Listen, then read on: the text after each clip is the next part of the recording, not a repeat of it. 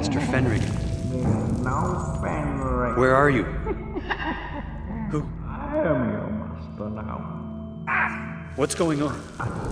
Mine now, brother. What are you? Now I'm yours. I'm here, Oh, Monolith, sir. we await your orders. That's Dark Messiah of Might and Magic, and that's Sarah. Well, he just looks like a regular guy. But he's the apprentice of some wizard named Fenric. He's the master of Sarah.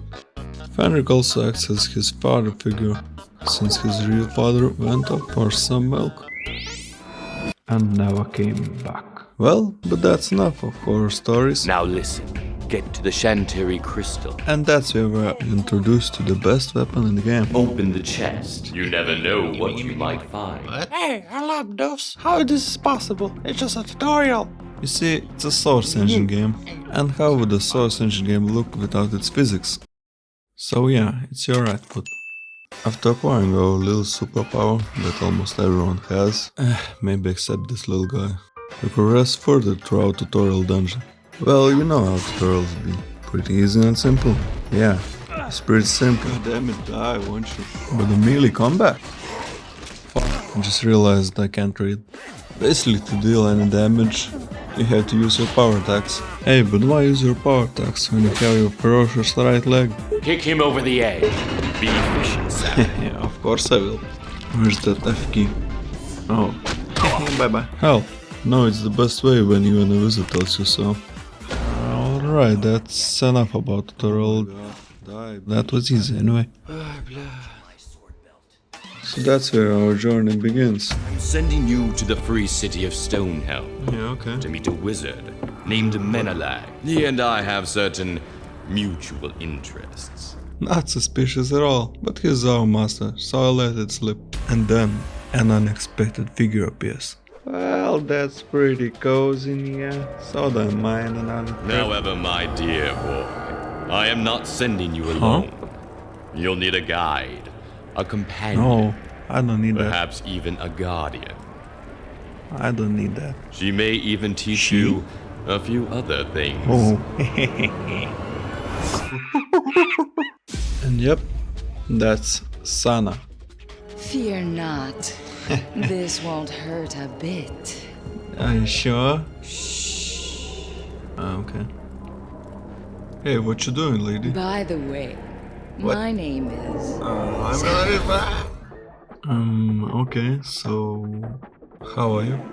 There it is, Sarah. Yep, there it is. A crash. Apparently I have to lower my settings, so it won't crash. I don't know why, but it works. Uphill past the golden ribbon and sweet dragon's blood. What's that? What's that? Necromancers?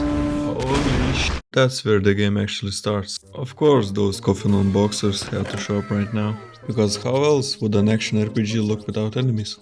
Well, since I'm talking about enemies, here's the main villain. What? The wrong slide, you idiot. Well, anyway, she's annoying. After the little fight with grave diggers, you meet that wizard. Welcome to the house of Menelag. Is that his house?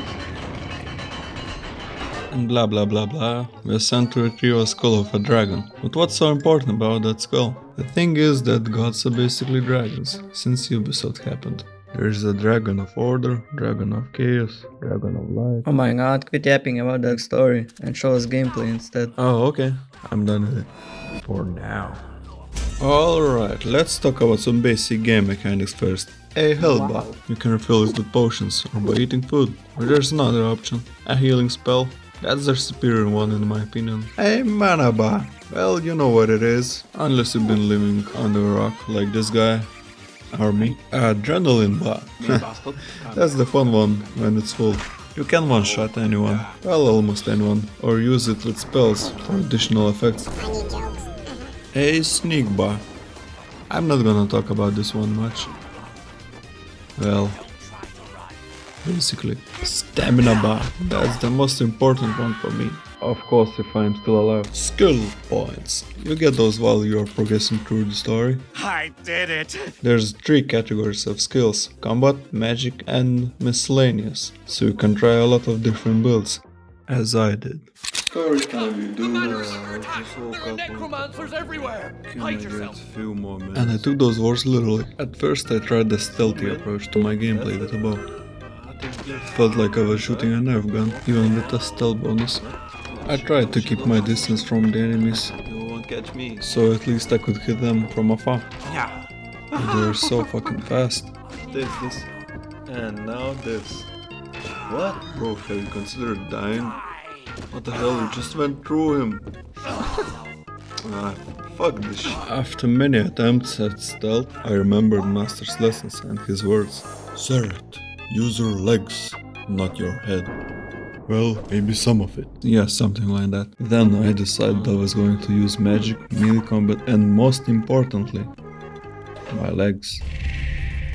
At first, the combat system felt very familiar to Oblivion or Skyrim. You can quick attack, charge a power attack, use your shield to block attacks or bash them with it. There's also a variety of spells to use both defensively or offensively. One of my favorite spells is the Ice spell, which you can combine with your right foot for the best results. Freeze! Here comes the kick. Okay. There are a lot of cliffs, obviously placed spike traps, bonfires, or even stuff like this to use. Hey, I'm the one that kicks. Yeah, run well you can. Hell, even throwing a barrel seems to be a more viable option for a ranged attack than a bow.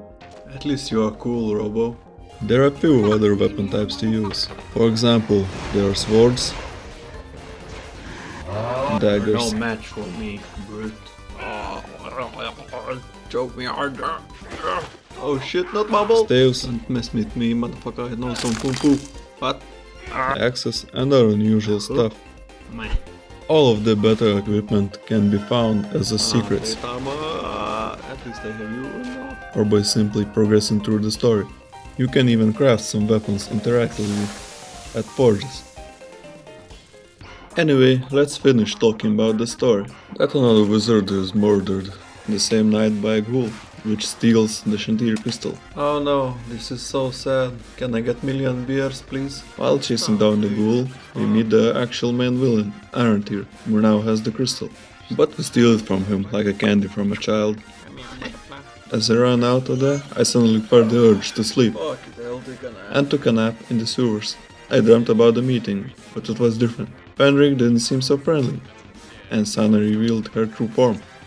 A succubus. That dream was just a necromancer's curse. I Don't just woke believe up any of and it. you're still talking. No wonder she acts that way. So anyway, when I found the skull, I had another vision, where I saw some kind of a demon lord, who turns out to be Sarah's father, and he wants me to release him from his prison by using Skull's magical powers. So you're telling me I'm the bad guy? Okay. As soon as the vision ends, I get stabbed to death by Arantir, who also takes the skull back. But yeah, Sana revives me, so whatever.